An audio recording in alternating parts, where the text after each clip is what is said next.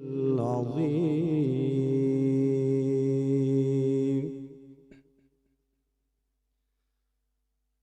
الله أكبر الله أكبر الله أكبر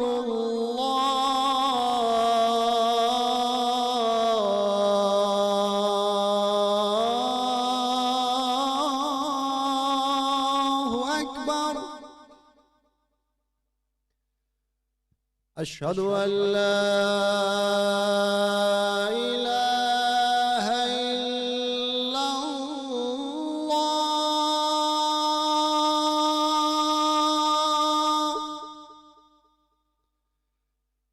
أشهد أن لا إله إلا الله.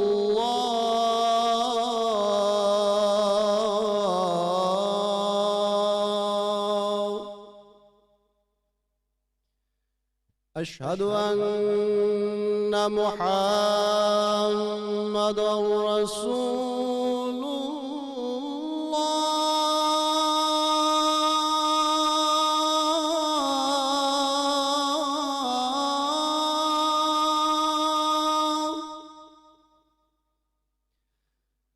أشهد أن محمدًا رسول الله.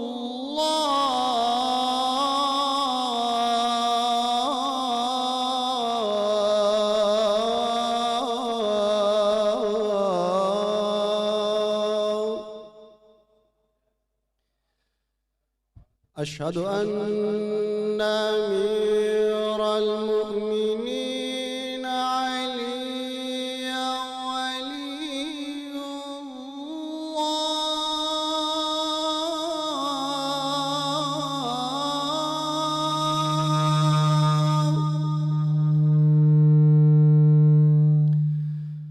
أشهد أن أمير المؤمنين عليا حجة الله.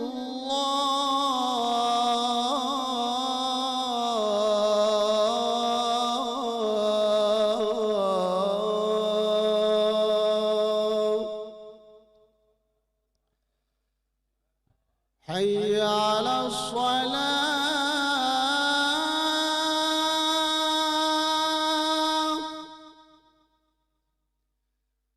حي على الصلاة.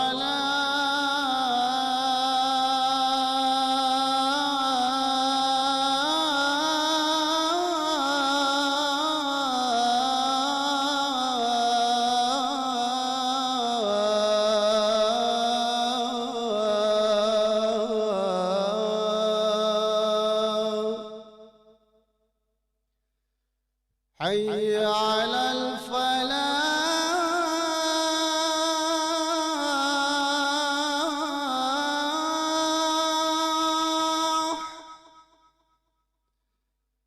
حي على الفلاح.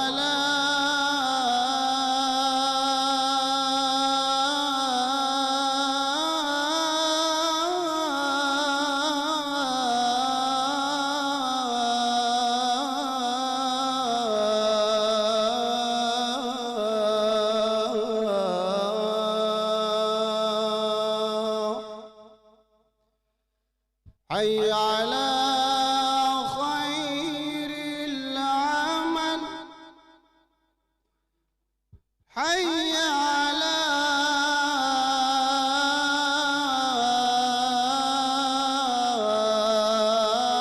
خير العمل.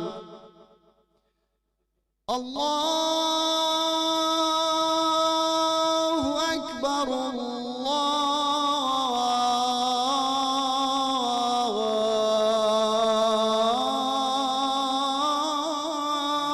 الله أكبر. لا إله إلا الله.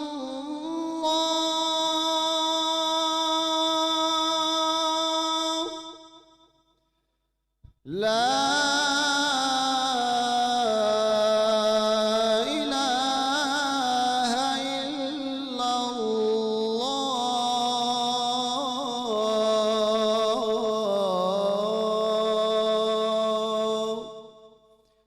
وصلى الله على سيدنا محمد وآله وسلم.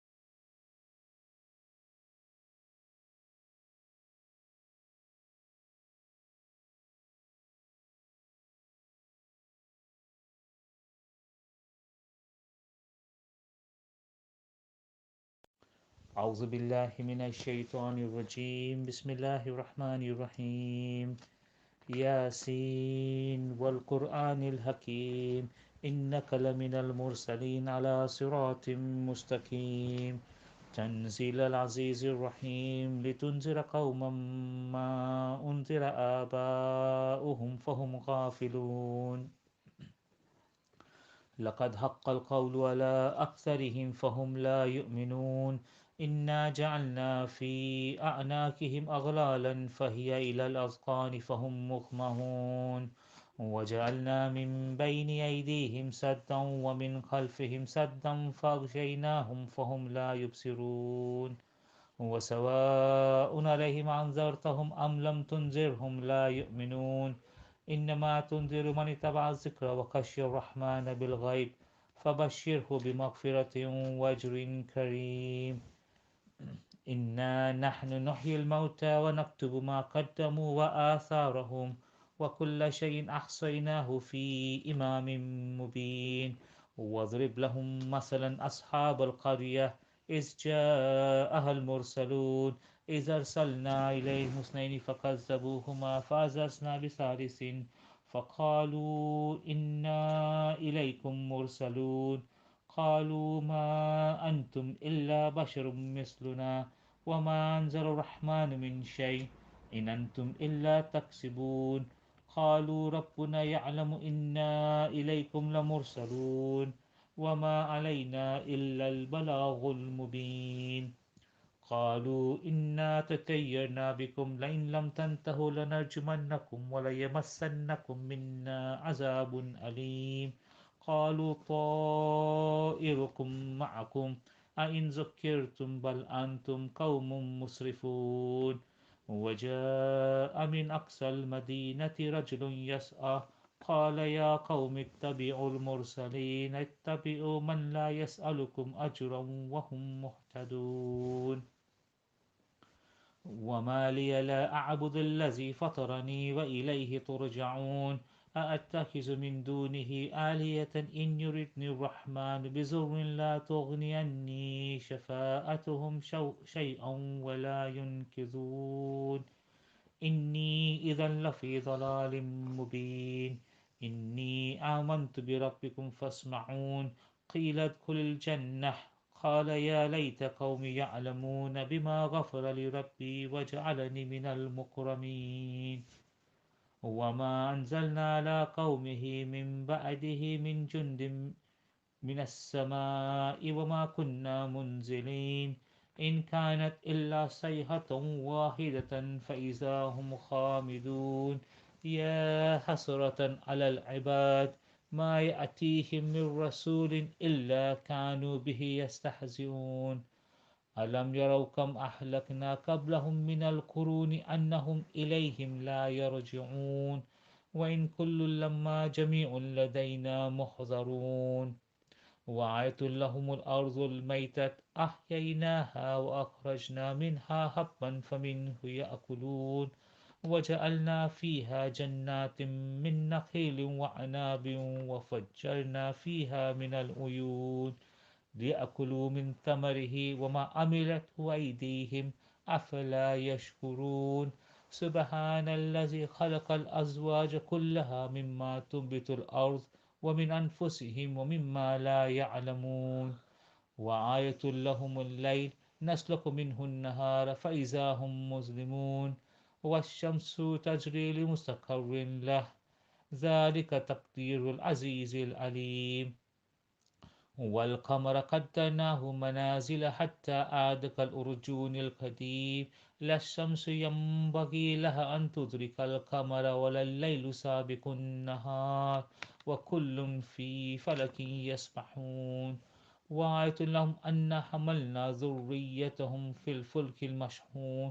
وخلقنا لهم من مثله ما يركبون وإن نشأ نغرقهم فلا صريخ لهم ولا هم ينقذون إلا رحمة منا ومتاعا إلى حين وإذا قيل لهم اتقوا ما بين أيديكم وما خلفكم لعلكم ترحمون وما تأتيهم من آية من آيات ربهم إلا كانوا عنها معرضين وإذا قيل لهم أنفقوا مما رزقكم الله قال الذين كفروا للذين آمنوا أنطعم من لو يشاء الله أطعمه إن أنتم إلا في ضلال مبين ويقولون متى هذا الوعد إن كنتم صادقين ما ينظرون إلا صيحة واحدة تأخذهم وهم يخصمون فلا يستطيعون توصية ولا إلى أهلهم يرجعون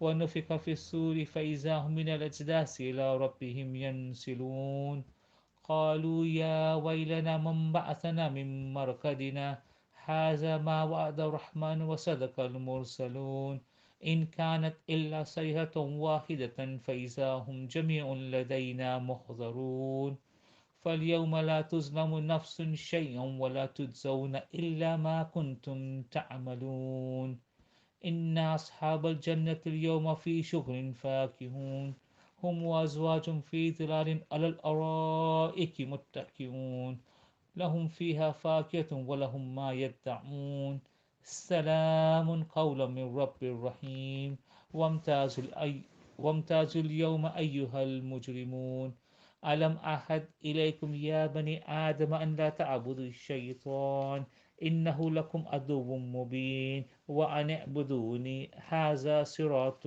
مستقيم ولقد أضل منكم جبلا كثيرا أفلم تكونوا تعقلون هذه جهنم التي كنتم توعدون اصلوها اليوم بما كنتم تكفرون اليوم نختم على أفواههم وتكلمنا أيديهم وتشهد أرجلهم بما كانوا يكسبون ولو نشاء لطمسنا على أعينهم فاستبقوا الصراط فأنى يبصرون ولو نشاء لمسخناهم على مكانة فما استطاعوا مضيا ولا يرجعون ومن نؤمره ننكس في الخلق أفلا يعقلون وما علمناه الشعر وما ينبغي له إن هو إلا ذكر وقرآن مبين لينذر من كان حيا ويحق القول على الكافرين أولم يرى أنا خلقنا لهم مما عملت أيدينا أنعاما فهم لها مالكون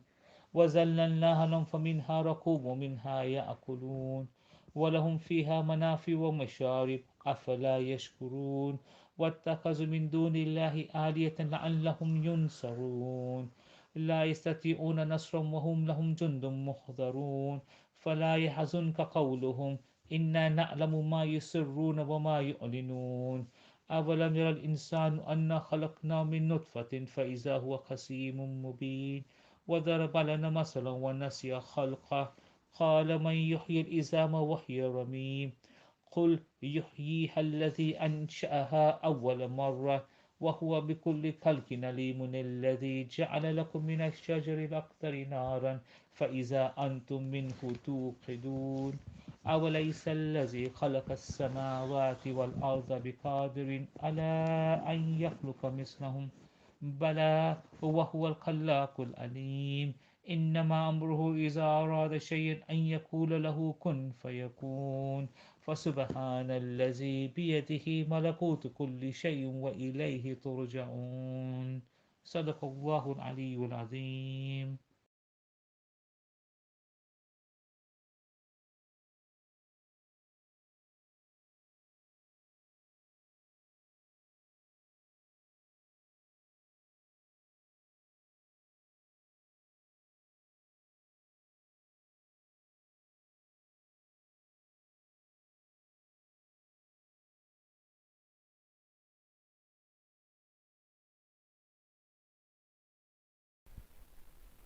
اللهم صل على محمد وآل محمد. اللهم صل على محمد وآل محمد. اللهم صل على محمد وآل محمد. بسم الله الرحمن الرحيم.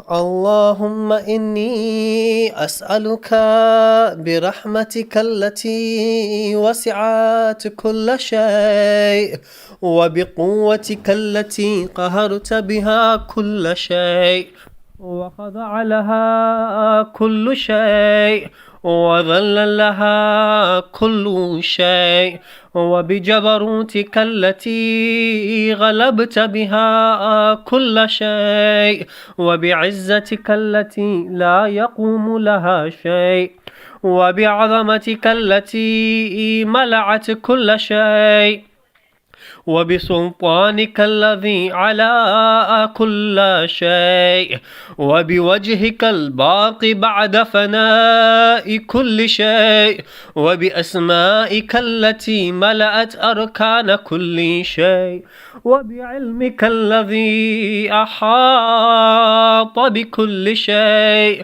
وبنور وجهك الذي أضاء له كل شيء يا نور يا قدوس يا أول الأولين ويا آخر الآخرين اللهم اغفر لي الذنوب التي تهتك العصام اللهم اغفر لي الذنوب التي تنزل النقام اللهم اغفر لي الذنوب التي تغير النعم اللهم اغفر لي الذنوب التي تحبس الدعاء اللهم اغفر لي الذنوب التي تنزل البلاء اللهم اغفر لي الذنوب التي تقطع الرجاء اللهم اغفر لي كل ذنب أذنبته وكل خطيئة أخطأتها اللهم إني أتقرب إليك بذكرك وأستشفع بك إلى نفسك وأسألك بجودك وكرمك أن تدنيني من قربك وأن توزعني شكرك وأن تلهمني ذكرك اللهم إني أسألك سؤال خاضع متضلل خاشع أن تسامحني وترحمني وتجعلني بقسمك راضيا قانعا وفي جميع الأحوال متواضعا اللهم وأسألك سؤال من اشتدت فاقته وأنزل بك عند الشدائد حاجته وعظم فيما عندك رغبته اللهم عظم سلطانك وعلى مكانك وخفي مكرك وظهر عمرك وغلب قهرك وجرت قدرتك ولا يمكن الفرار من حكومتك اللهم لا أجد لذنوبي غافرا ولا لقبائه ساترا ولا لشيء من عملي القبيح بالحسن مبدلا غيرك لا إله إلا أنت سبحانك وبحمدك ظلمت نفسي وتجرأت بجهلي وسكنت إلى قديم ذكرك لي ومنك علي اللهم مولاي كم من قبيح سطرت وكم من فادح من البلاء أقلت وكم من عثار وقيت وكم من مكروه دفعت وكم من ثناء جميل لست أهلا له نشرت اللهم عظم بلائي وأفرط بي سوء حالي وقصرت بي أعمالي وقعدت بي أغلالي وحبسني عن نفع بعد عمالي وخدعني الدنيا بغرورها ونفسي بخيانتها ومطالي يا سيدي فأسألك بعزتك ألا يحجب عنك دعائي سوء عملي وفعالي ولا تفضحني بخفي ما اطلعت عليه من سري ولا تعاجلني بالعقوبة على ما عملته في خلواتي من سوء فعلي وإساءتي ودوام تفريطي وجهالتي وكثرة شهواتي وغفلتي وكن اللهم بعزتك لي في الأحوال كلها رعوفا وعلي في جميع الأمور عطوفا إلهي وربي من لي غيرك أسأله كشف ضري والنظر في أمري إلهي ومولاي أجريت علي حكما اتبعت فيه هوى نفسي ولم أحترس فيه من تزيين عدوي فغرني بما أهوى وأسعده على ذلك القضاء فتجاوزت بما جرى علي من ذلك بعد حدودك وخالفت بعض أوامرك فلك الحجة علي في جميع ذلك ولا حجة لي فيما جرى علي فيه قضاءك وألزمني حكمك وبلاؤك وقد أتيتك يا إلهي بعد تقصيري وإسرافي على نفسي معتذرا نادما منكسرا مستقيلا مستغفرا منيبا مقرا مذعنا معترفا لا أجد مفرا مما كان مني ولا مفزعا أتوجه إليه في أمري غير قبولك عذري وإدخالك إياي في سعة من رحمتك اللهم فاقبل عذري وارحم شدة ضري وفكني من شد وثاقي يا رب ارحم ضعف بدني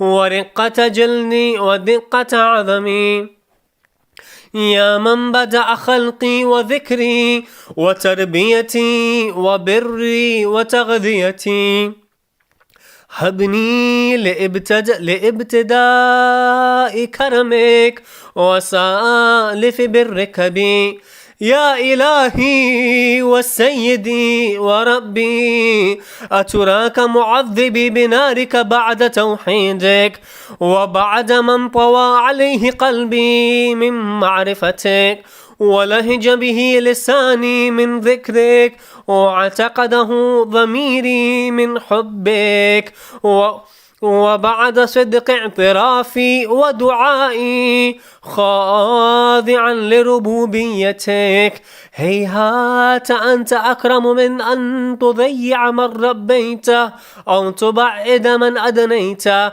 أو تشرد من آويته أو تسلم إلى البلاء من كفيته ورحمته وليت شعري يا سيدي وإلهي ومولاي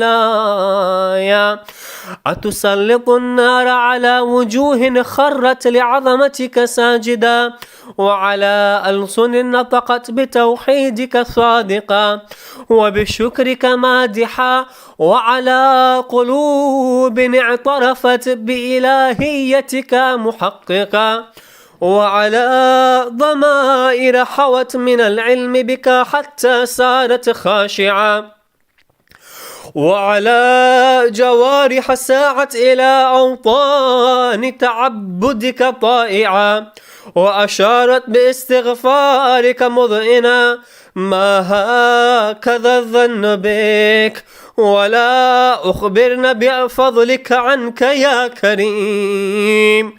يا ربي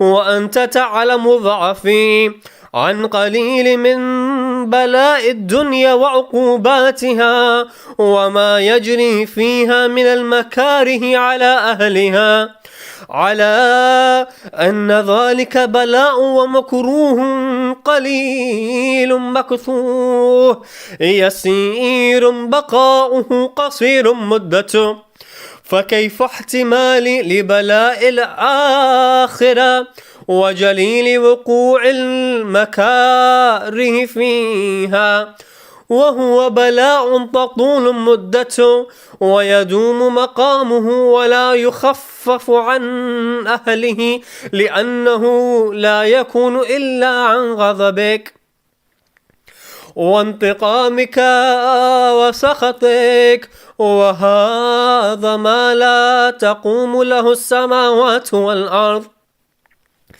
يا سيدي فكيف بي وأنا عبدك الضعيف الذليل الحقير المسكين المستكين.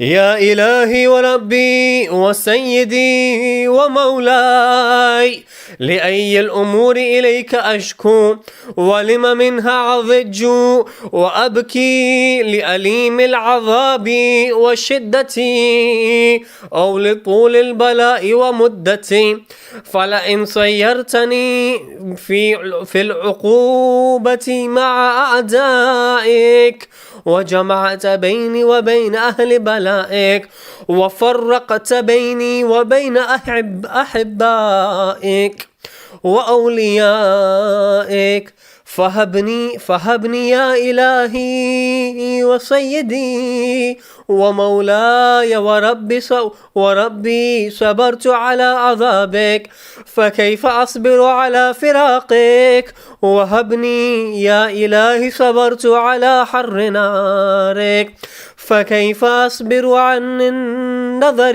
إلى كرامتك؟ أم كيف أسكن في النار ورجائي عفوك؟ فبعزتك يا سيدي ومولاي أقسم صادقا لئن تركتني ناطقا لأضجن إليك بين أهلها ضجيج العاملين، ولا أصرخن إليك صراخ المستصرخين، ولا أبكين عليك بكاء الفاقدين، ولا أنادينك أين كنت يا ولي المؤمنين، يا غاية آمال العارفين، يا غياث المستغيثين، ويا حبيب قلوب الصادقين، ويا إله العالمين. أفتراك سبحانك يا إلهي وبحمدك تسمع فيها صوت عبد مسلم سجن فيها بمخالفته وذاق طعم عذابها بمعصيته وحبس بين أطباقها بجرمه وجريرته، وهو يضج إليك ضجيج معمل لرحمتك ويناديك بلسان أهل توحيدك ويتوسل إليك بربوبيتك. يا مولاي فكيف يبقى في العذاب وهو يرجو ما سلف من حلمك ورأفتك ورحمتك؟ أم كيف تؤلمه النار وهو يأمل فضلك ورحمتك؟ أم كيف تحرقه أم كيف تحرقه لهيبها وأنت تسمع صوت وترى مكانا؟ أم كيف يشتمل عليه زفيرها وأنت تعلم ضعفا؟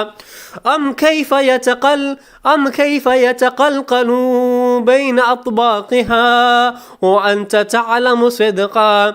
أم كيف تزجره زبانيتها وهو يناديك يا ربا؟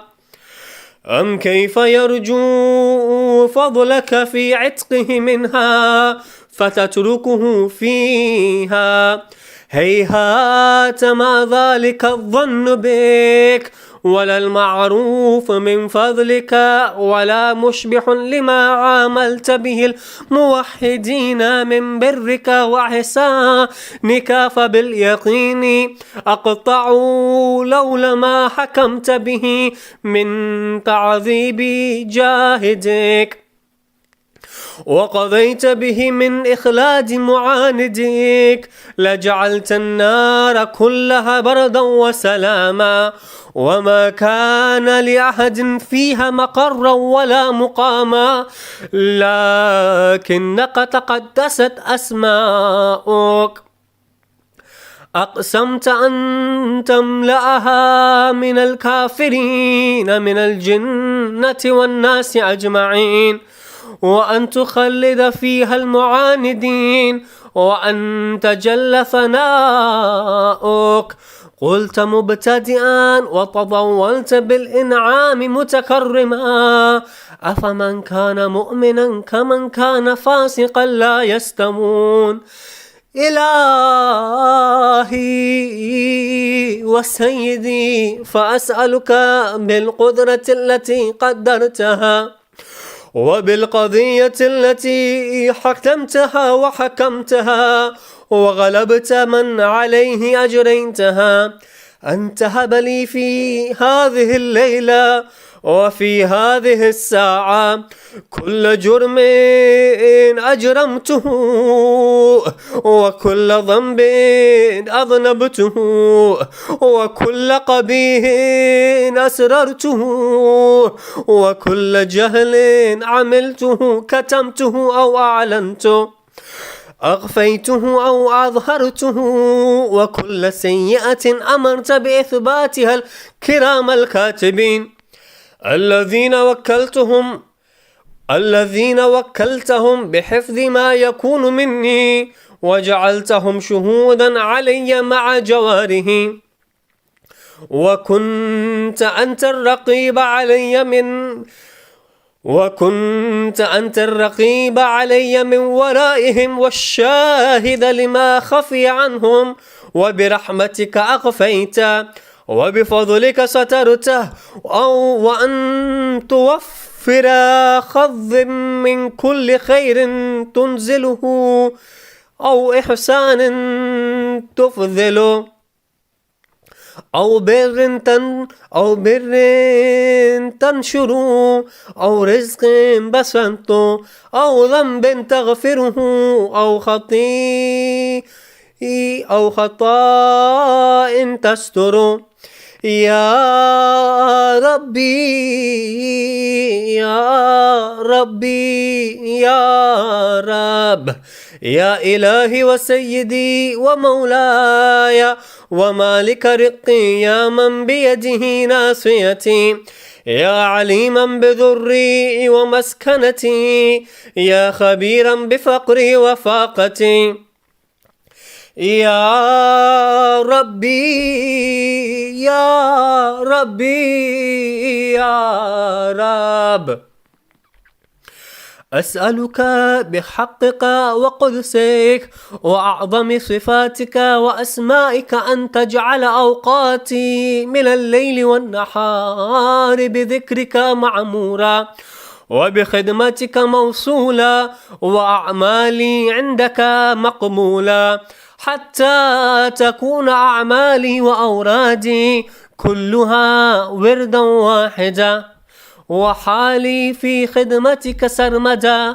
يا سيدي يا من عليه معولي، يا من إليه شكوت أحوالي، يا ربي يا ربي يا رب، قوي على خدمتك جوارحي، واشدد على العزيمة جوانحي، وهب لي الجد في خشيتك والدوام في الاتصال بخدمتك، حتى أسرح إليك في ميادين السابقين، وأسرع إليك في المبادرين، وأشتاق إلى قربك في المشتاقين، وأدنو منك دنو المخلصين، وأخافك مخافة المؤمنين، وأجتمع في جوارك مع المؤمنين.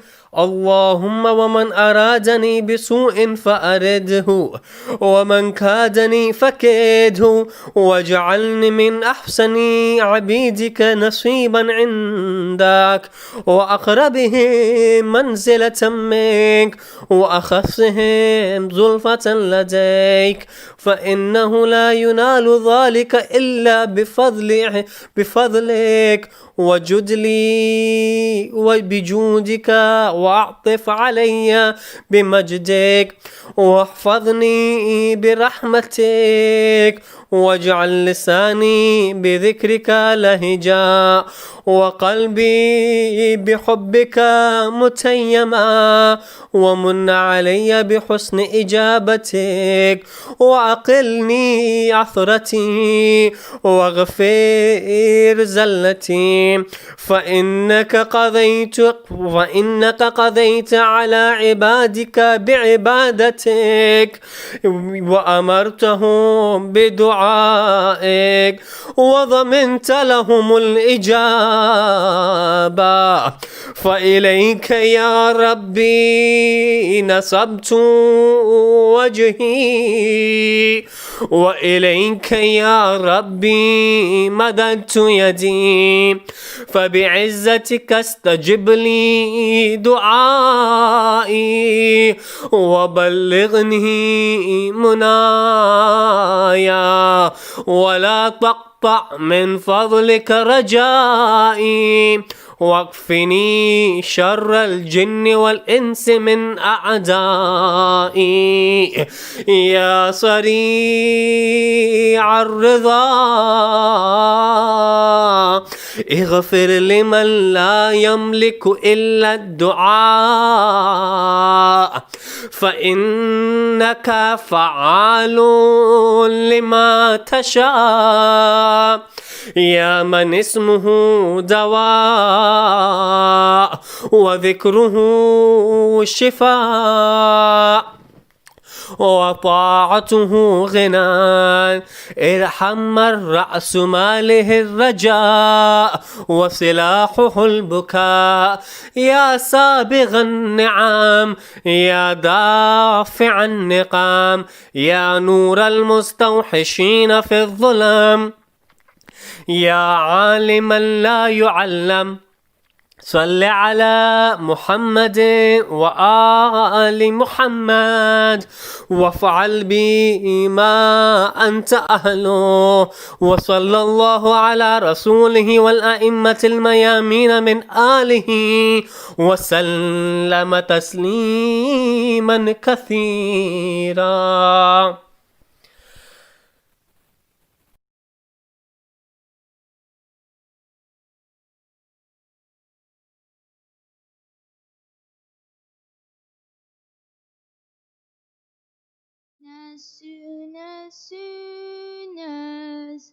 As soon as I reach you, I'll wail and beseech you, Bainul Haramain, so don't you blame me if I go crazy when Zainab raised me. Sakina train me, mourning for Husayn, so Nara Zainab, Amir Husaynab, wa ni'mal amiram, wa ni'mal amir, so Nara Zainab, Amir Husaynab, ونعم الأمير ونعم الأمير. Send me to Karbala, leave me there. Send me to Karbala, leave me there. Send me to Karbala, leave me there, leave me there. Send me to Karbala, leave me there. Send me to Karbala, leave me there. Send me to Karbala, leave me there. Leave me with Husayn, Husayn, Husayn, Husayn, Husayn, Husayn, Husayn, Husayn. Daughter of Husayn, Sakina, after you she is Yatima.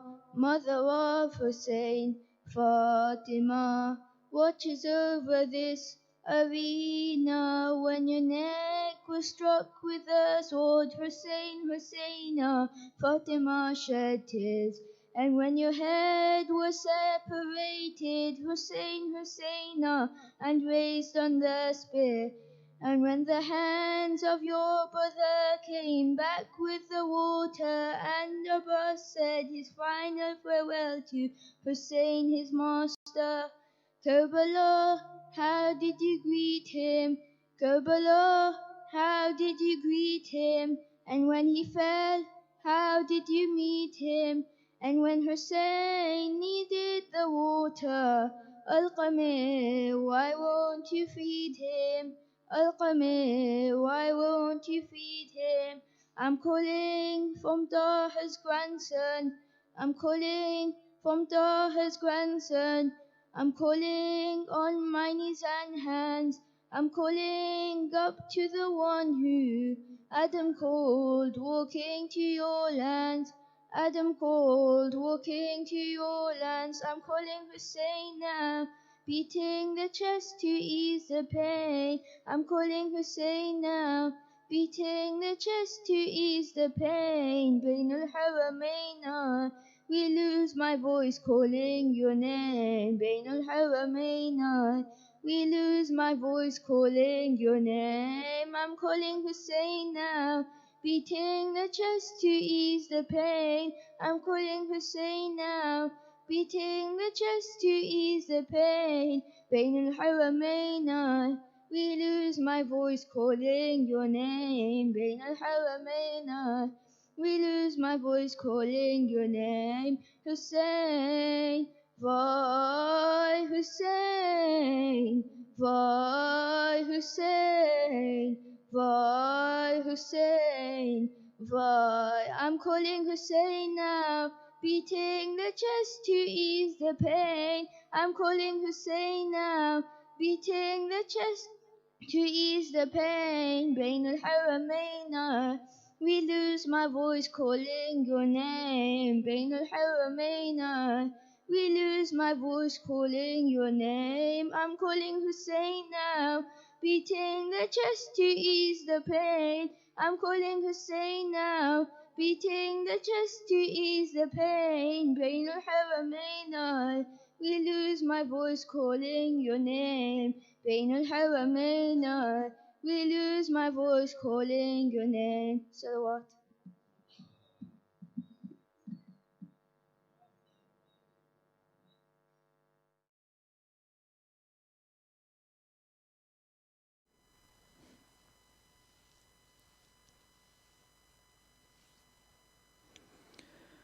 بسم الله الرحمن الرحيم. صلى الله عليك يا سيدي ويا مولاي يا رسول الله. صلى الله عليك وعلى أهل بيتك المظلومين. صلى الله عليك يا أبا عبد الله يا عبرة كل مؤمن ومؤمنة يا غريب كربلاء ما خاب والله من تمسك بكم وأمن من لجأ إلى حسنكم يا ليتنا كنا معكم فنفوز فوزا عظيما. بسم الله الرحمن الرحيم. الحمد لله رب العالمين والصلاة والسلام على أشرف الأنبياء والمرسلين سيدنا ونبينا وحبيب قلوبنا وشفيع لذنوبنا وتبيب نفوسنا أبي القاسم محمد، والصلاة والسلام على أهل بيته الطيبين الطاهرين المعصومين المظلومين،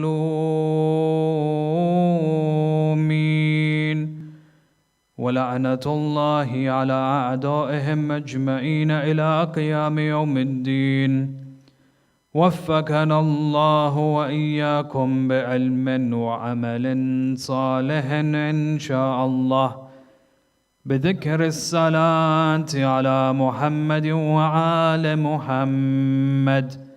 اللهم صل على محمد وآل محمد وعجل فرجهم. قال الله عز وجل في كتابه الكريم: بسم الله الرحمن الرحيم: وضرب لنا مثلا ونسي خلقه قال من يحيي العظام وهي الرميم قل يحييها الذي أنشأها أول مرة وهو بكل خلق عليم. آمنا به. صدق الله العلي العظيم. Respected elders, brothers and sisters, Assalamu alaikum wa rahmatullahi wa barakatuh. One of the core essential beliefs in the religion of Islam is the belief of the hereafter. It is the belief of the day of judgment. And you find that it's such a prevalent or pertinent belief that its message has been reverberated in the Holy Quran from the very first pages until the very final pages. And at least 1,400, well, give or take, verses within the Quran out of approximately 6,000 verses speaks about the day of judgment and speaks about the coming of the hereafter. In many verses you find, for example, in the Quran, Allah speaks about the day of judgment as if it has already taken place. In many verses Allah speaks of the day of judgment as if it is going to come. In many verses Allah reminds us that the day of judgment is a reality, al-waqa'ah. It's a reality in such a way that it is near and it is not far from us. And the reality is that when you look at, for example, Allah subhanahu wa ta'ala, Allah Rabbal Alameen is a creator. And as He is the creator of both time and place, zaman and makan. So when you look at the essence of time, Allah is beyond the essence of time. He is the creator of time. And He is not bound or limited or constrained by the specifications of time. For it is He who has indeed created the specifications of time. So from His perspective, heaven, hell, reward, punishment, the day of judgment, all of it is not constrained or limited by time. But because we are part of a system that embraces the specifications of time, we, because of our limited capacity in knowledge and understanding, Allah uses the concept of time to try and explain to us the reality of the day of judgment.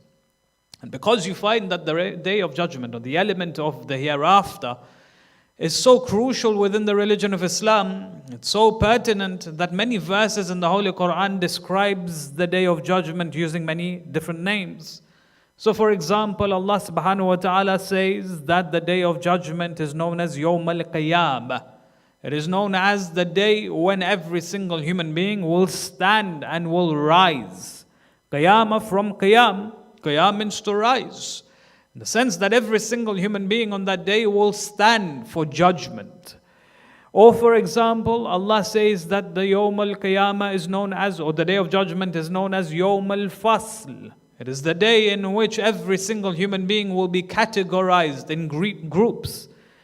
That message is there within the Holy Quran, that there will be a grouping order in the day of judgment.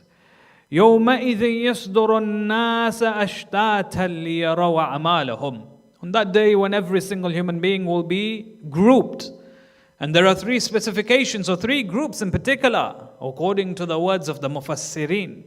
The first group, as we know, is the Sabiqun as-Sabiqun. أُولَٰئِكَ الْمُقَرَّبُونَ. It is those who are considered to be the foremost, those who are closest in proximity towards Allah subhanahu wa ta'ala. And then you have, for example, وَأَصْحَابَ الْمَيْمَنَةِ مَا أَصْحَابَ الْمَيْمَنَةِ, the people of the right hand, أَصْحَابَ الْيَمِينَ, as mentioned in Surah Al-Waqi'ah. Then you have, for example, وَأَصْحَابَ الْمَشْأَمَةِ, or the أَصْحَابَ الشِّمَالِ, the people of the left hand. So the idea of the grouping system is very much prevalent even within the Quran. When you refer deeper to the words of the Mufassirin explain to us that there are three or two specific groups. There is the groups of the believers, the mu'minun will be placed on one side. Then on the other side you will have the kuffar, those who actively defied and rejected the message of Islam knowing that it was true for whatever reason. Then you have, for example, the munafiqeen, those who presented apparent love for Islam, but innately within their hearts they rejected every tenet of the religion of Islam.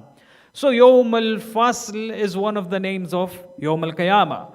Then you have, for example, Yawm al-Maw'ud, the day which has been promised. Then, for example, according to the Quranic language, al-Qari'ah, mal-Qari'ah.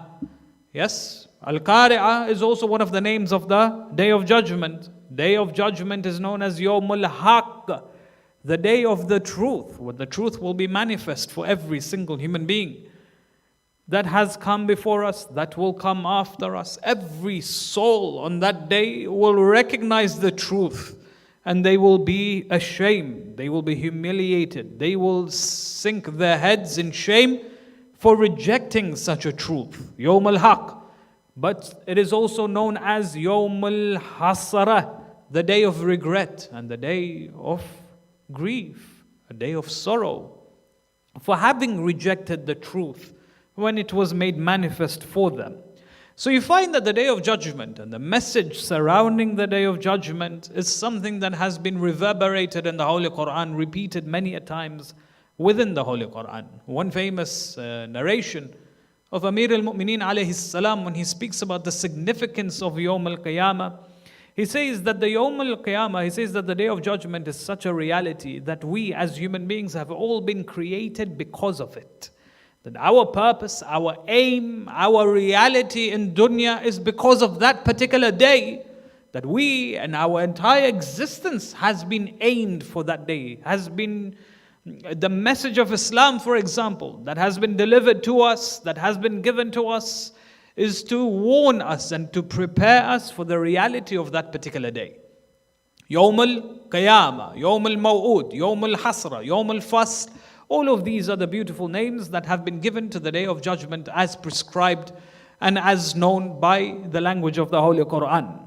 But then a question that is raised, and it's a very interesting question that has been discussed by many of the ulama, is why is it that in this day and age, regarding or surrounding such importance given to the Day of Judgment, why is it that in this day and age, there are many people, and even of course more broader than this particular concept, all those who have come in history and those who will come after us as well, why have they rejected the message of Yawm al-Qiyamah? Why do they not believe in the Day of Judgment? As a precursor to this discussion, you find something which has been mentioned to us by the ulama, by the, for example, the mutakallimin, for example, the ulama in regards to ilm al-kalam, aqa'id, theology, they have come and explained to us saying that Yawm al-Qiyamah and the tenets surrounding the Day of Judgment is something which corroborates with the fitrah of the human being. It is something that nurtures the human being in such a way that the fitrah, this conscious of the human being, cannot reject its reality. That each and every one of us has been programmed to believe in Yawm al-Qiyamah. Our aql accepts that there is a day of judgment. It accepts that there is a day in which every single human being will be held accountable for their actions. It's not something that goes against the fitrah or the conscious or the aql of the human being. It's something that goes well in hand. It's something that complements the essence of the human being. So why is it that there are many people in this world, the majority of the people in this world reject the reality of the Day of Judgment? The reason why there is such heavy rejection surrounding the Day of Judgment is because people have rejected the essence of Tawheed. And this is something valuable that we need to understand. When a person rejects the existence of Allah subhanahu wa ta'ala, and he rejects, for example, the existence of a higher being, the existence of a creator, the concept of Yawm al-Qiyamah becomes benign, it becomes far-fetched for such a mind. As in, when you look at this world and the society that we live in, you find that in contemporary times, atheism is on the rise. When you ask a simple question, why is it that atheism is on the rise? Why is it that people are now accepting and embracing atheism? There are many reasons that are given from a religious perspective, from a religious concept. But one of the reasons as to why people are leaving religion is because to believe in the unseen is something which is considered to be far-fetched. If I came forward and I told you that the human being is not just a physical being, but rather the spiritual side to your existence, many people reject this belief because, number one, you cannot see the spirit, you cannot see the ruh, you cannot hear it, you cannot embrace it, you cannot feel it. It's not something tangible that you can experiment with the physical associations of this world, and therefore it's forgotten, it's neglected, it's disbelieved. When you look at, for example, the world that we live in, there is a heavy proposition, there is a heavy message that is being delivered to the people, which explains that the human being is just the physical and there is no spiritual side to this particular being. That when you look at the human being is a makeup of physical components. That this human being, because he is a makeup of the physical components, that's all he is. For him, life is all physical. That if you want to embrace life, if you want to, for example, be successful, if you want to deter yourself away from sadness or any other ill feelings, if you want to embrace sa'ada, happiness, then you have to gear and focus all of your attention on that which is physical. You look at, for example, the entertainment world, the world of entertainment, the world of music, the world of what is being shown to us through movies and TV shows. All of it explains to us that this world is physical, and my physical happiness, my happiness and my sadness is in relation to what I do physically with the people around me and with the objects around me. You look towards, for example, the world of fashion, there is a heavy message that is being proposed that when a person buys the most lavish of clothes, then this will gear this person towards happiness. It will proceed or allow this person to proceed towards happiness. If you look towards the gaming world, the video gaming world, for example, is a multi-million-dollar industry. Alongside the electronic world, you find that there is a message that is being proposed that if you have the latest gadgets at your fingertips, then this will path a way for you towards happiness. When you look towards other industries, that is there, the food industry, for example, when you lavish yourself with the best of food, when you indulge yourself in the most lavish of foods, then this will entice you, this will create happiness for you. So you find that many of the entertainment, many of the, for example, different industries that we have, from entertainment all the way to food, all of it gives a simple message, and that is that everything that you do in this world on a physical level has a direct consequence on how you feel. But then on the other side, you find that there are many people who are successful, who are crazy successful in this world.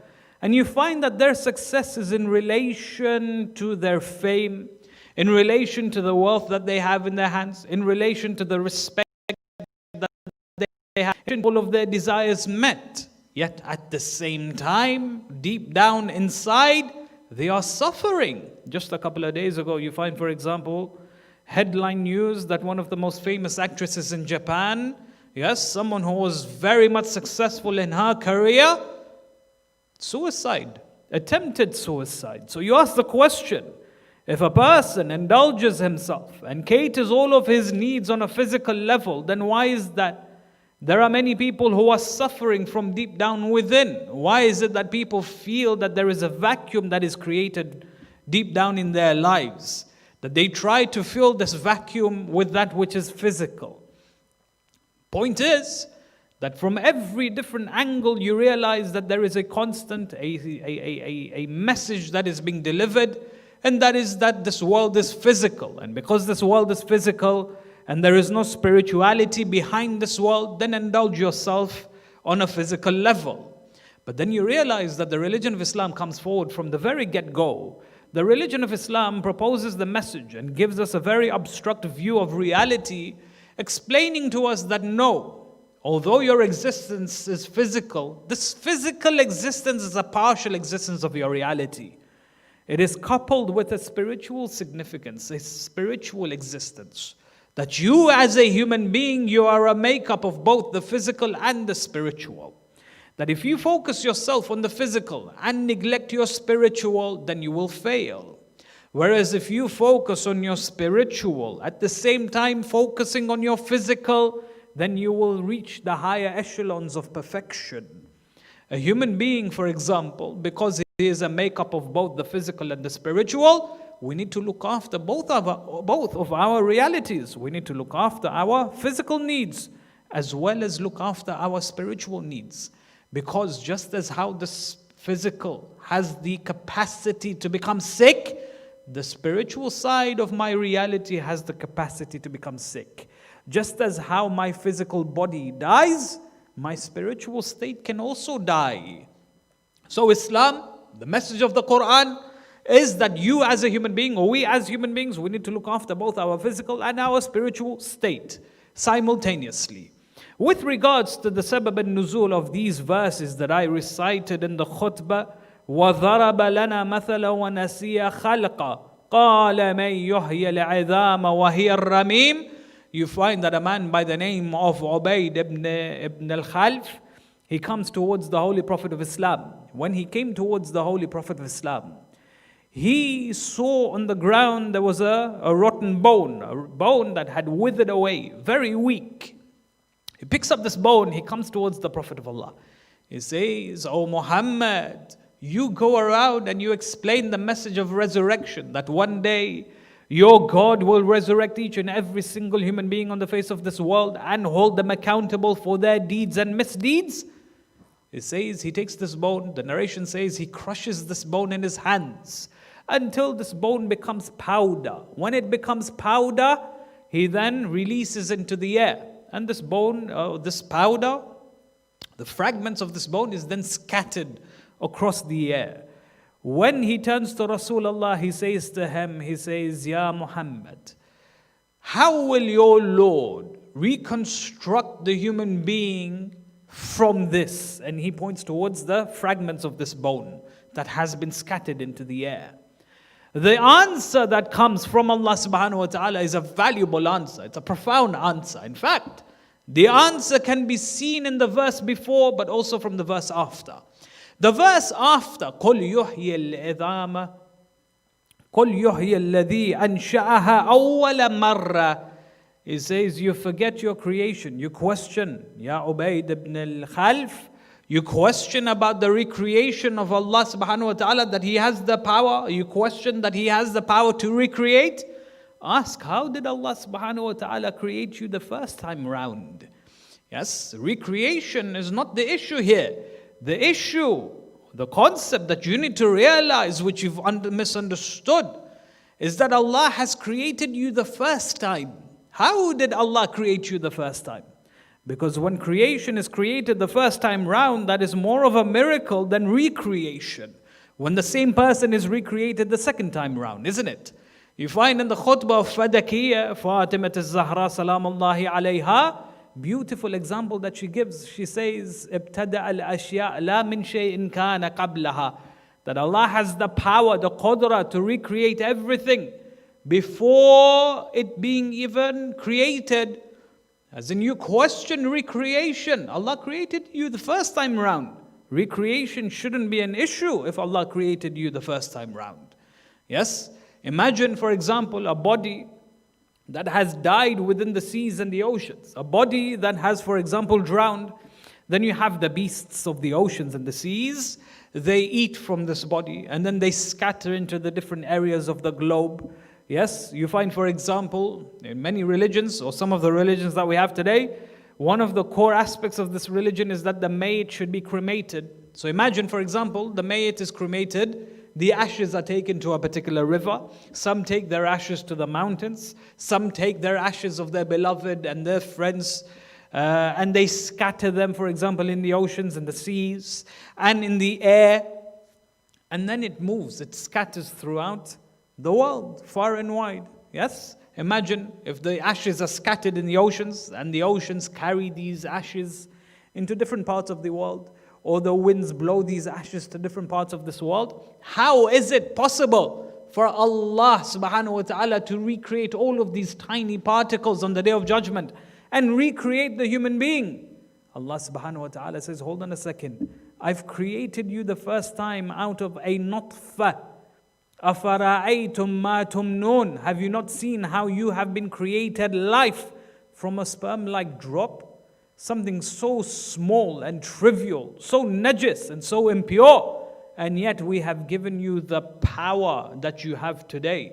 If we are capable of doing that from the first time, then scattering and gathering all of the dust particles together and recreating the human being shouldn't be an issue at all. You find, for example, in Nahj al-Balagha, Amir al-Mu'mineen alayhi salam, when he speaks about the power of Allah, he says, وَأَخْرَجَكُمْ or وَأَخْرَجَهُمْ مِنْ ذَرَائِهِ الْقُبُورِ.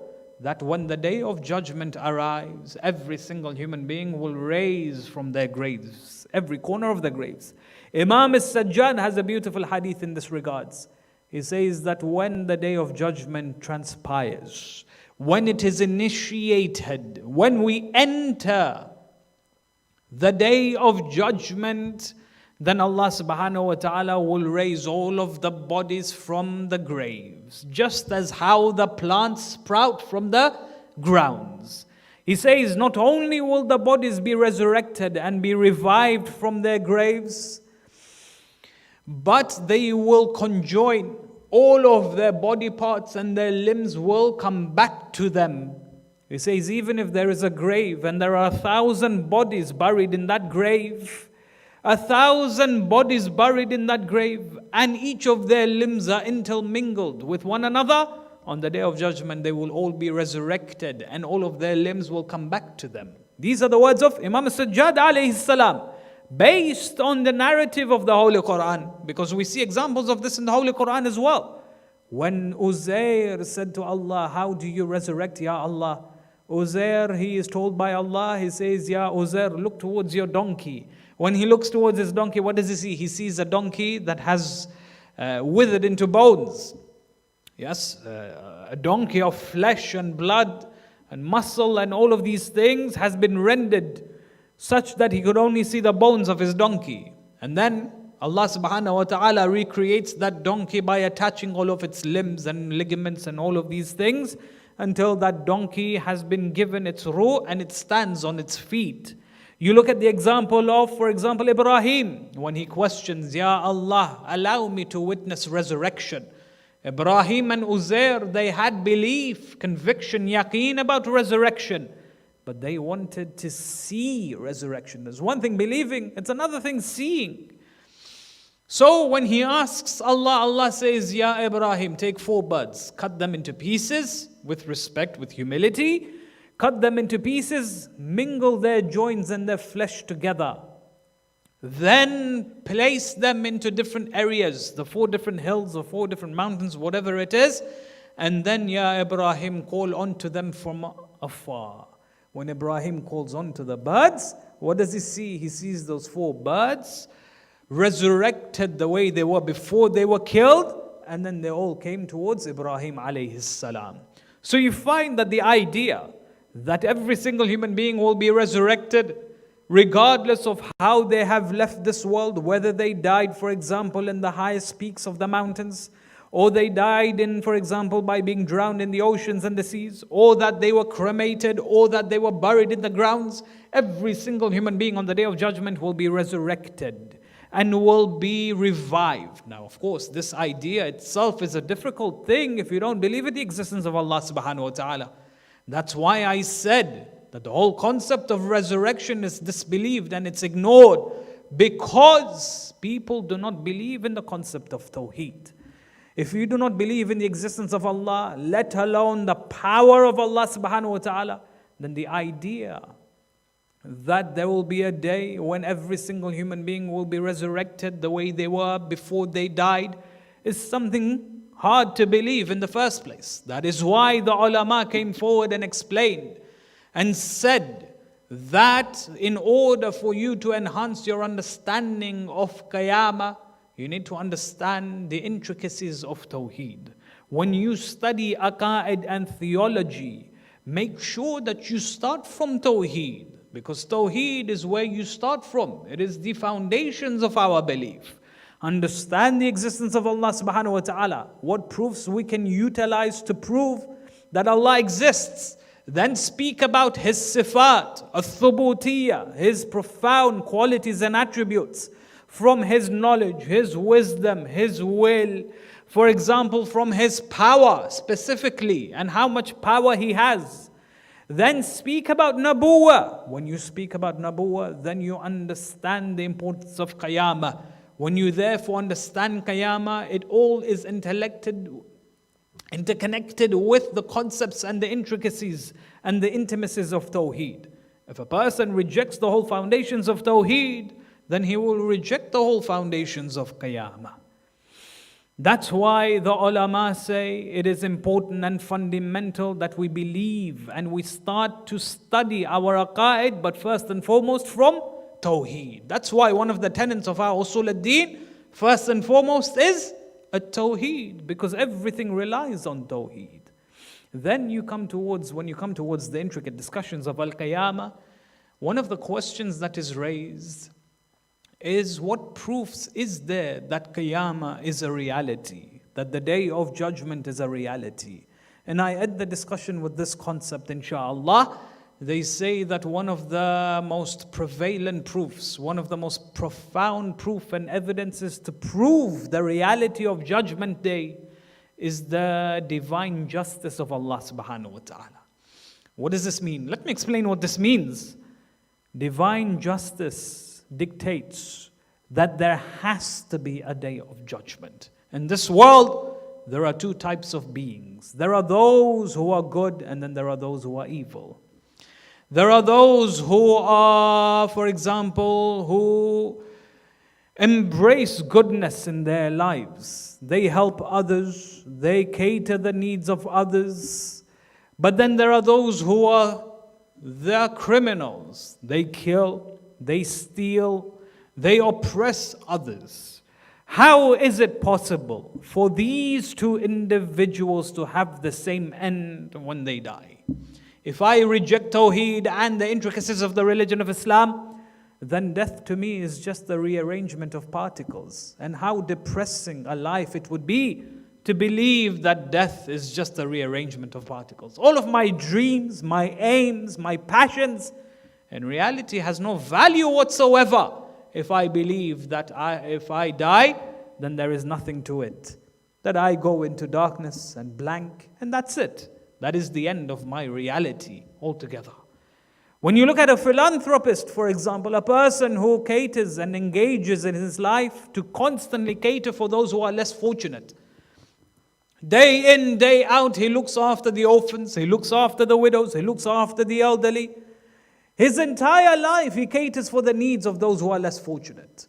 Then you have, for example, the killers of this world, the despots and the dictators, the likes of Hitler and the crimes that he committed. What does he do in the end? He shoots himself. Suicide. As in, for him to leave this world was an easy way out. You find, for example, the likes of Saddam. Out of all of his oppression, what was his end? He was hung. That was his end. If you ask me, he deserves more than being hung. You look at, for example, other individuals, other dictators and despots in this world. Many of them have opted to suicide because for them, suicide is an easy way out, rather than facing the repercussions and the ramifications for their actions and injustice. When you look, for example, towards these individuals, how do you punish them the way they ought to be punished, the way they deserve to be punished? Death is not a punishment for them. Death is an easy way out for them. So how do you punish them? Not by the standards of dunya. That punishment will be brought to them in the hereafter. This is what divine justice dictates. Allah will take on the responsibility to punish them. All those families that have been destroyed by the actions of the oppressors, they will see justice on the day of judgment. Likewise, those who do good, this philanthropist, for example, and I'm not talking about the powerful CEOs of multinational companies who act out of, for example, who act in charity to, for example, enhance PR and enhance their name so that their products sell amongst the people. No, I'm talking about those philanthropists whose endeavor, they struggle to try and close this gap that exists between the rich and the poor, to try and close the gaps of oppression that has been created by the hierarchy of society. How do you reward them? That reward is not seen in dunya, and that reward is seen in akhirah. You take the example of a young man, 2014, if I'm not mistaken, I'tizaz Hassan in Pakistan, the 14-year-old. Famous example that comes into mind. They say that when he stood in front of that suicide bomber and stopped him from blowing up his school, how do you reward such a brave person? That he sacrificed his life to save his peers and his friends who attended his school. It's as if the suicide bomber, before detonating himself, said to him, he said, if you get out of my way, I'll let you go. But if you stand in my way, I'll detonate myself and I'll blow you. And I will kill you such that your mother may mourn over you. And I'tizaz, he replies, he says, I allow my mother to mourn over me. It's as if he said these words, I am happy that my mother will mourn over me. It is better to see her mourn over me than to see hundreds of mothers mourn over their children. As in, how do you reward such a brave personality? And that reward will be seen on the day of judgment. This is the whole crux of the divine justice of Allah subhanahu wa ta'ala. That many of our rewards and punishments will not be seen in dunya, but it will be seen in akhirah.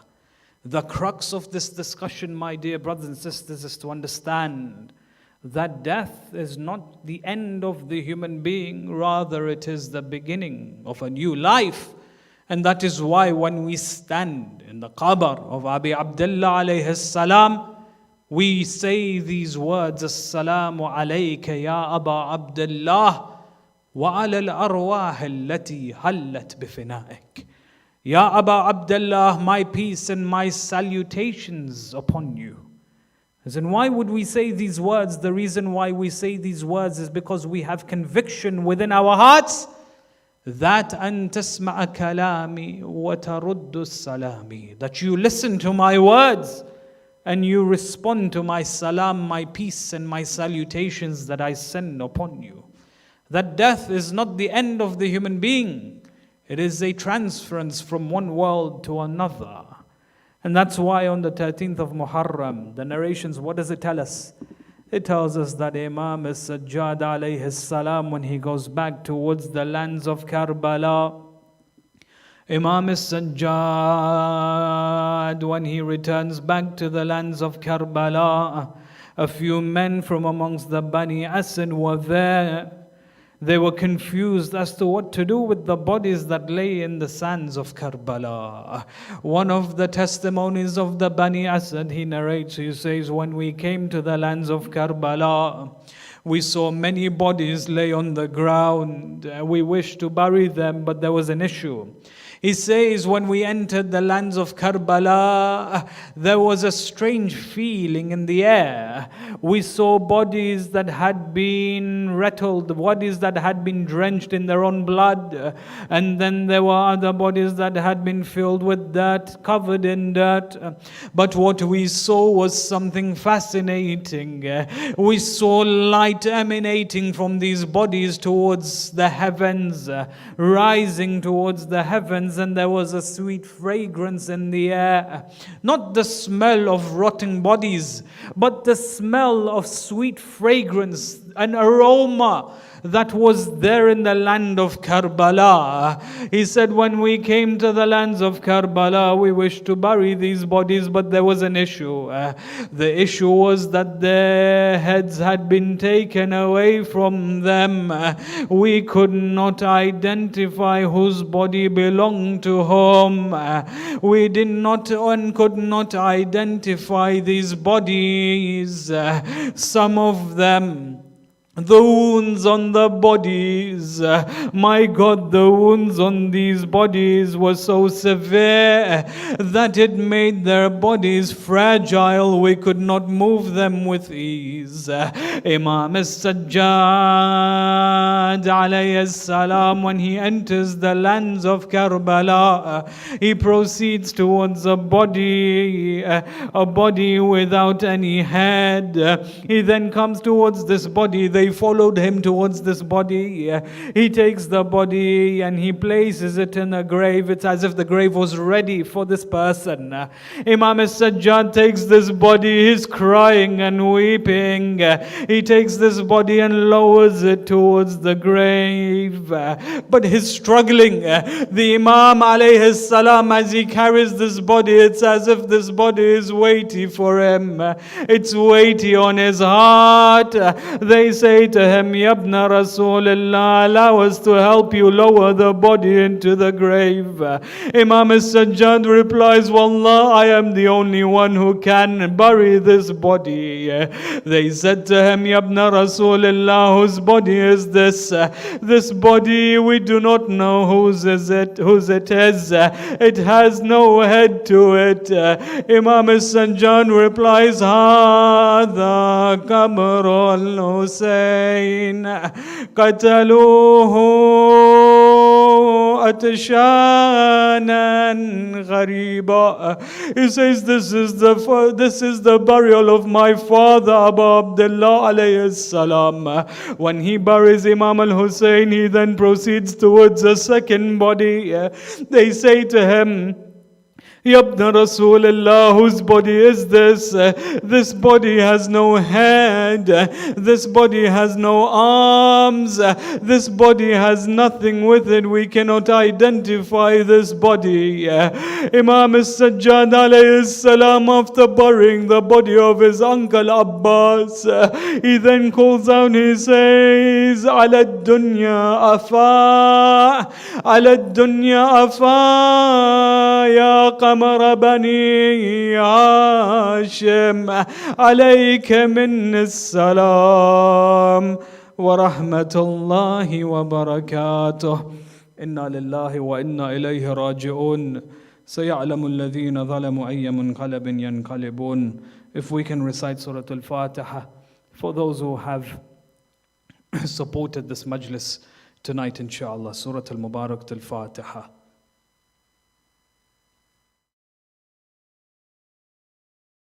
Mawla, Mawla, Husayn, Husayn, Mawla, Husayn, Mawla, Mawla, Husayn, Husayn, Mawla, Husayn, Alhamdulillah, Alhamdulillah, MashaAllah, my Mawla is Husayn, Alhamdulillah, Alhamdulillah, MashaAllah, my Mawla is Husayn. I'm lucky to have a master like you. I'm lucky to have a master like you. I'm so thankful to Allah. Alhamdulillah, Alhamdulillah, MashaAllah. My Mawla is Husayn. Ya Mawla, Mawla, Ya Mawla, Mawla, Ya Mawla, Mawla, Ya Mawla, Ya Mawla, Ya Mawla, Mawla, Ya Mawla, Mawla, Ya Mawla, Mawla, Ya Mawla. You taught me how to live, Mawla, how to be kind and live, Mawla. You showed me how to be truthful, how to love and forgive, Mawla. I'm lucky to have a master like you. I'm lucky to have a master like you. I'm so thankful to Allah. Alhamdulillah, Alhamdulillah, MashaAllah. My Mawla is Husayn. Ya Mawla, Mawla, Ya Mawla, Mawla, Ya Mawla, Mawla, Ya Mawla, Ya Mawla, Ya Mawla, Mawla, Ya Mawla, Mawla, Ya Mawla, Mawla, Ya Mawla.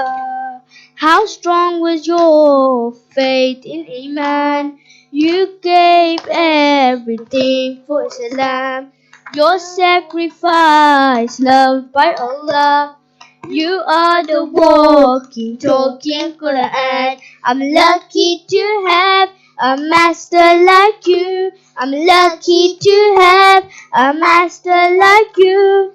I'm so thankful to Allah. Alhamdulillah, Alhamdulillah, MashaAllah. My Mawla is Husayn. Ya Mawla, Mawla, Ya Mawla, Mawla, Ya Mawla, Mawla, Ya Mawla, Ya Mawla, Ya Mawla, Mawla, Ya Mawla, Mawla, Ya Mawla, Mawla, Ya Mawla. Whenever I have said your name, I have found peace when I'm in pain. Your love means everything to me. I will keep saying, Labbaika Ya Husayn. I'm lucky to have a master like you. I'm lucky to have a master like you. I'm so thankful to Allah. Alhamdulillah, Alhamdulillah, MashaAllah. My Mawla is Husayn. Ya Mawla, Mawla, Ya Mawla, Mawla, Ya Mawla, Mawla, Ya Mawla, Ya Mawla, Ya Mawla, Mawla, Ya Mawla, Mawla, Ya Mawla, Mawla, Ya Mawla. Whenever I have said your name, I have found peace when I'm in pain. Your love means everything to me. I will keep saying, Labbaika Ya Husayn. I'm lucky to have a master like you. I'm lucky to have a master like you. I'm so thankful to Allah. Alhamdulillah, Alhamdulillah, MashaAllah. My Mawla is Husayn. Ya Mawla, Mawla, Ya Mawla, Mawla, Ya Mawla, Mawla, Ya Mawla, Ya Mawla, Ya Mawla, Mawla, Ya Mawla, Mawla, Ya Mawla, Mawla, Ya Mawla, Ya Husayn, Ya Husayn, Ya Husayn.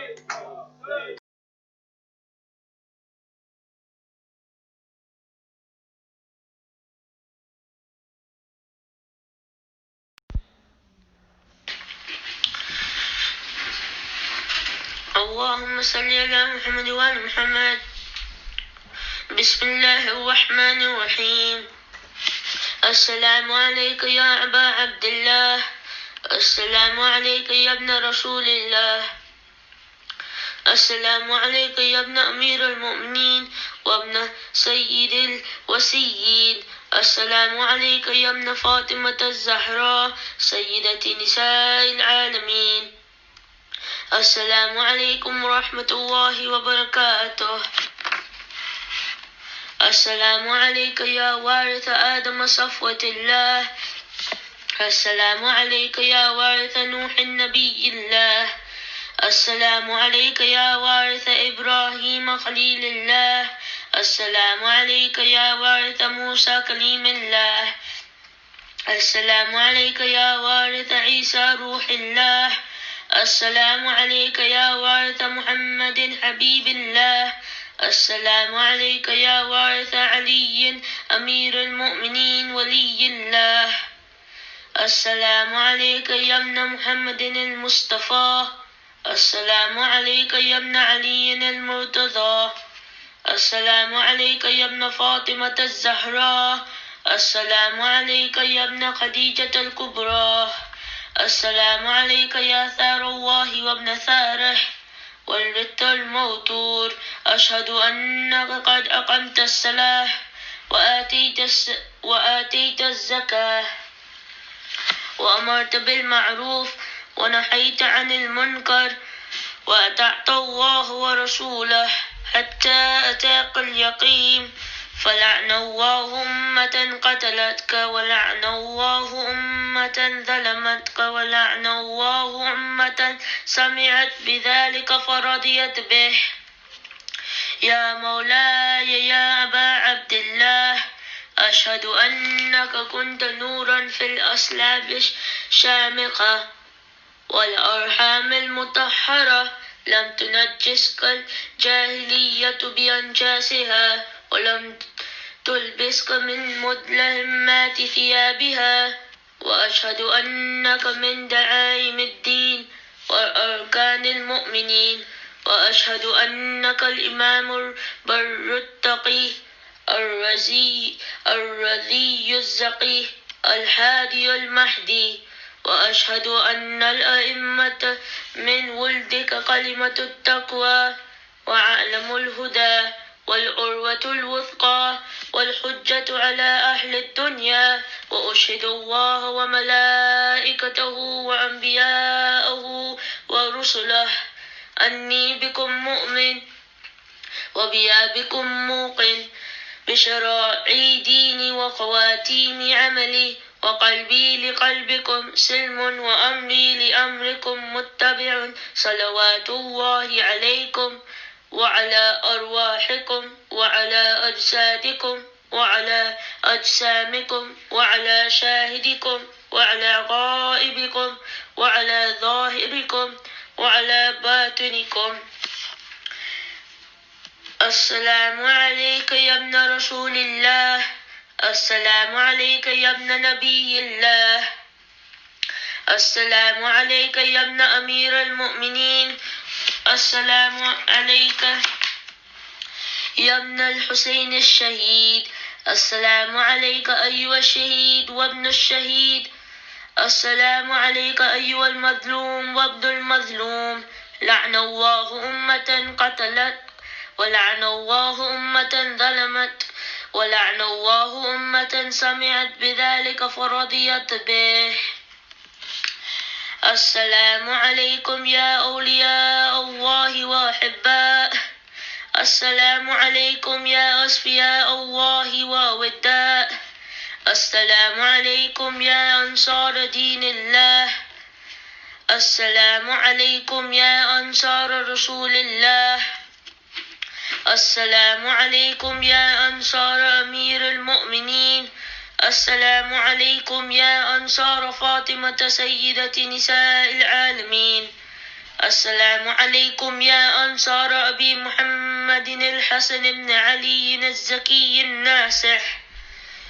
السلام عليكم يا أنصار أبي عبد الله. بأبي أنتم وأمي تبتم وتابت الأرض التي فيها دفنتم وفزتم فوزا عظيما. فيا ليتني كنتم معكم فأفوز معكم.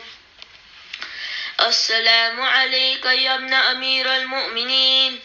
السلام عليك أيها العبد الصالح المطيع لله ولرسوله. أشهد أنك قد جاهدت ونصحت وصبرت حتى أتاك اليقين. لعن الله الظالمين لكم من الأولين والآخرين وألحقهم بدرك الجحيم. السلام عليك يا مولاي وابن مولاي. السلام عليك يا غريب الغرباء. السلام عليك يا سلطان بالحسن علي بن موسى الرضا ورحمة الله وبركاته. السلام عليك يا صاحب الزمان. السلام عليك يا خليفة الرحمن. السلام عليك يا شريك القرآن. السلام عليك يا مولانا صاحب العصر والزمان. السلام عليكم ورحمة الله وبركاته.